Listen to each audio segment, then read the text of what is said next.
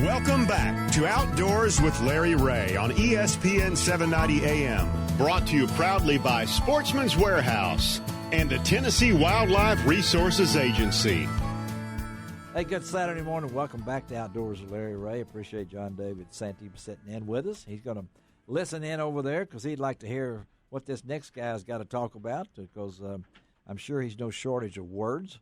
We'd love to have Cornbread Warren on with us and on this fifth Saturday. And sitting in with us, of course, is Dave Gabbard and Gene Smith, Charlie Covington.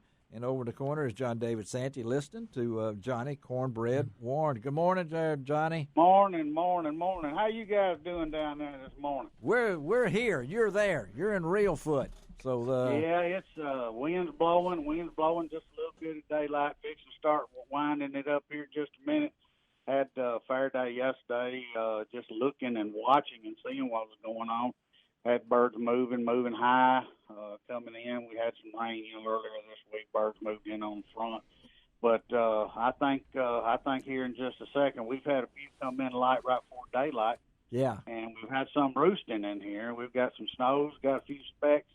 Got about, a few gray ducks and teal in here, but they've been roosting in here, and I really don't like shooting them on that roost, but it's opening more than these old boys are itchy.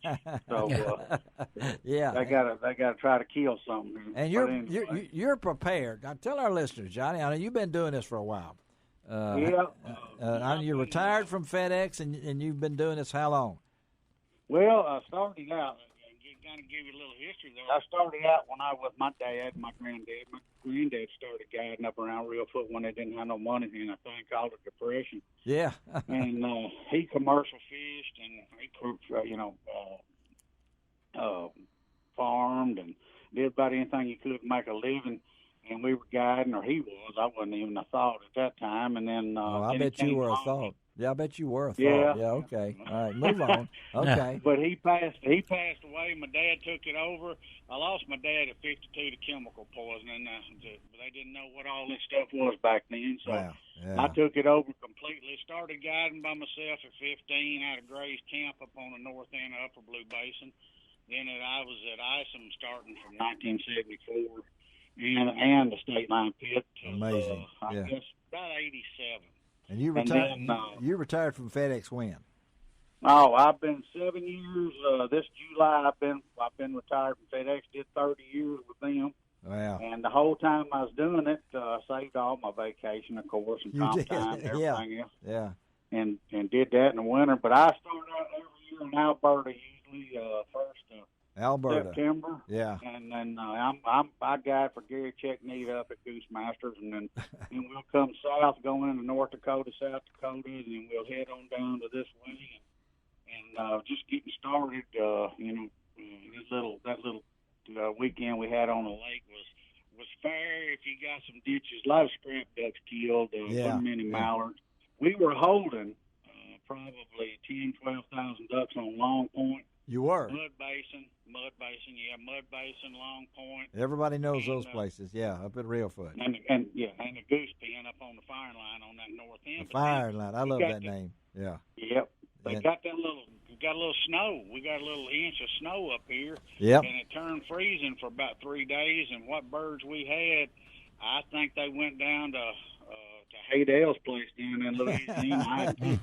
I hadn't talked to them boys in a couple of weeks, but they said they started getting a lot of gray ducks early down there and some teal. Well, because the weather did it, but a lot of things, and I'm asking, again, we're talking to Johnny Cornbread Warren, Honky Tonk Guide Service. You have the easy to remember, but I want to ask you this before we really get to us, and of course, I wish they had more time, but the preparation for you as a guide is amazing. Tell our listeners what you've got out there as far as decoys and things like that. I mean, this is not something you do in 2 hours. So tell us. No, this is not pulling up and throwing out 24 blocks. Well, tell them what you're throwing out there. Picking up. Yeah. Well, right now we got 75% of the spread out, and it's 155 acres up there that borders the refuge. On two sides, the TWRA on the south end, and then the federal refuge at Long Point on the north. Then we've got Black Bayou and Philippi Refuge. It's just within a half a mile. What do you got on them? Tell them what you got on them. Well, right now we got 5,000, a little over 5,000 blackbirds out there right now. 5,000. We got about 2,000 spec decoys. It's about 1,000 Canadas out there, and that's about 75% of our spread. We'll put out somewhere between 6,500, and the most I've ever put out in a single year is about 8,500. 8,500. Okay. Yeah, they expect that though. See, a lot of people don't understand. We've been in the air going down the Mississippi River. A friend of mine that flies. Yeah. And when those birds are migrating down that Mississippi River from the air, you can see our spread. You can. Which is from my pit to the Mississippi River is about 2 miles. Okay. But up in the air, they can see that spread, and they can also see that refuge up there, 25, 30,000 acres up there. So they're seeing all of these birds in the air, and when those geese and ducks come into that refuge, yeah, they're expecting to see this big, large numbers of birds. And when it's right by that refuge, yeah, we try to make it look as close as we possibly can. And the astronauts watch you. I think you picked up by the space satellites up there with all that you do. And it takes you how long? I mean, well, we start. It takes 4 weeks to put the spread out. 4 weeks to put the spread out. And that's a 7-day-a-week job. And that's a buffet. On Sunday mornings, I tell everybody on Sunday mornings, even when we hunt, I hunt on Sunday mornings, but I come out at 8:30 and I have 2 churches up here. But they have plastic tubes. Did you hear that? Right inside their door. And yeah. We walk in, kick them boots or hip boots off. And go to church. and then after church, we may come back out and go that afternoon. I've slowed down a bunch. Oh, really? In okay. recent years, yeah. I guess now right at 50 years ago, and I'm 63, and I started when I was 13, 14 with my dad. So I've slowed down a bunch. And, I want our young man here, John David Santee. He's 25. He's getting into this stuff, and I want him to hear from Cornbread because. If anybody puts more effort into what they do, I'd like to see him because the experience of this man, he has his hands full. I mean, he has other sidelights that he could sit back and say, well, this isn't right for me. Life hadn't been good to me. But I can tell that this is your passion, right, Johnny? Yeah. I mean, it is. The two things that the passion in my life, and I wish it was everybody's, is the good Lord above. And then fishing and hunting is my thing. My family, it's all about family. I've had 394 kids that have killed their first duck or goose with me in all the years that I've been hunting. And I've got a catalog that I write their names and dates down and that kind of thing. 394 kids.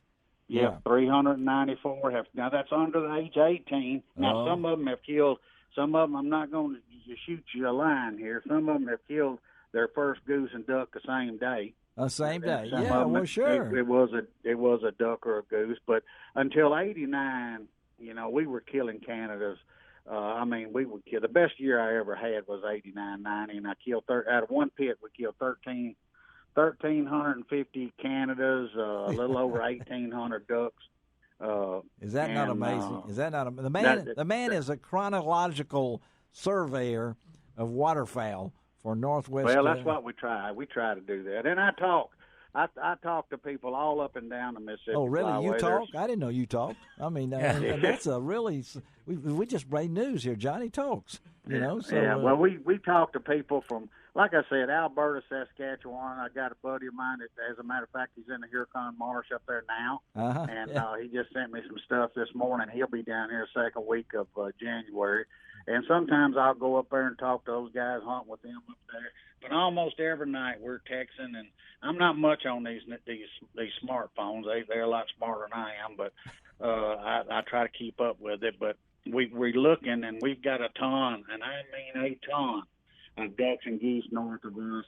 Whoa. And last year, as y'all know, we had all that water. Yes, we about did. 35 to 40% of the corn crop north of us did not get planted. Yeah, yeah. So if it freezes, if we can get some good cold freezing a week and a half, then we're going to kill them. And people don't understand it.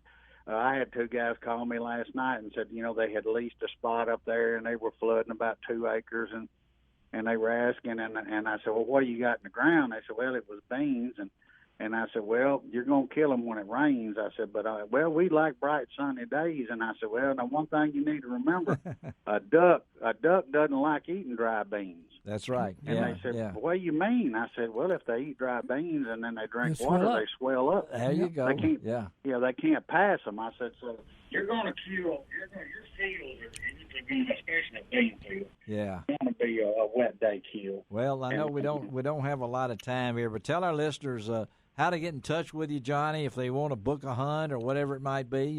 Give them some details here. Okay, well, right, my phone number, 901-481-8237.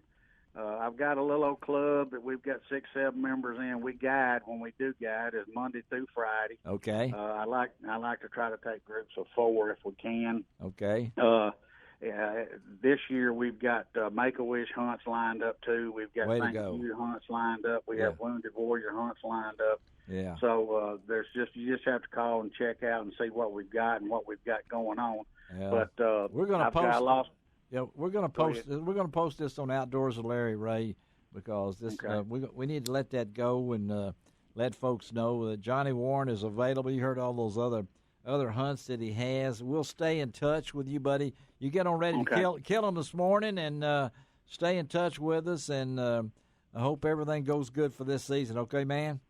Okay, y'all come see us. Tell that young boy to call me and bring him up here, and I'll introduce him on how to put out, and at the end of the season, I'll show him how to pick up about 6-8. There you go. Yeah, I'll show him how to pick them up. Well, that's the fun part right there. Hey, Johnny, thank you, man. Have a good one. Appreciate you. Yeah, y'all have a good day. God bless you. All right, thank you. All right, Johnny Cornbread. We got to get him back just to talk about his That's nickname. Almost like work. Cornbread. There's quite a story behind that. Let's take a break. And I think we're going to have to open the door. Yeah, the she's music here, will start. I think she's sitting outside waiting to come in. You know who we're talking about. She got her ballerina shoes on. Yeah. Well, no, she's got shoes on. Yeah. Oh, that's really something. Right. We got to make a picture of that. We're going to come right back, and Marjorie is going to come dancing in this studio on Outdoors with Larry Ray.